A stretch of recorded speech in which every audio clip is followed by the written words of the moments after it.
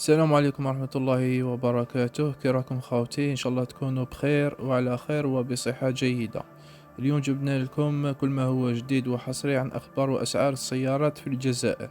قبل ما نبدأ لا فيديو صلوا على الرسول عليه الصلاة والسلام، ديرونا جيم للفيديو تشجيعا باش نستمروا في نشر المزيد. أبونيو في القناة وفعلوا زر الجرس ليصلكم كل جديد. خاوتي، عليكم بالدعم وعلينا بالخدمة. نبدأ على بركة الله. أكد وزير الداخلية والجماعات المحلية والتهيئة العمرانية إبراهيم مراد اليوم الخميس بالجزائر العاصمة أن عملية ترقيم السيارات والمركبات تخضع لنصوص قانونية وتنظيمية، حيث تعد عملية الترقيم آخر مرحلة في الإجراءات الإدارية لتعريف المركبة قبل وضعها للسير. وأضاف مراد في رده على سؤال شفوي خلال أشغال جلسة عامة بالمجلس الشعبي الوطني حول التكفل بالسيارات محل الاعتراض أن هذه العملية لا تتم إلا بعد الاطلاع على الملف التنظيمي المودع من طرف صاحب المركبة.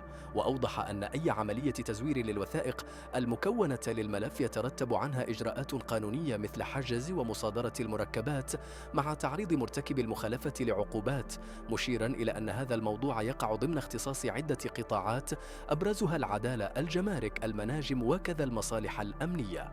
وفي إطار دعم الجهود المبذولة لمحاربة تزوير الوثائق، أكد الوزير أن وزارة الداخلية بادرت باتخاذ تدابير لتعزيز السلامة المرورية من خلال تعميم إدخال التكنولوجيات الحديثة في إعداد وإصدار السندات والوثائق المؤمنة وضمان إنتاجها.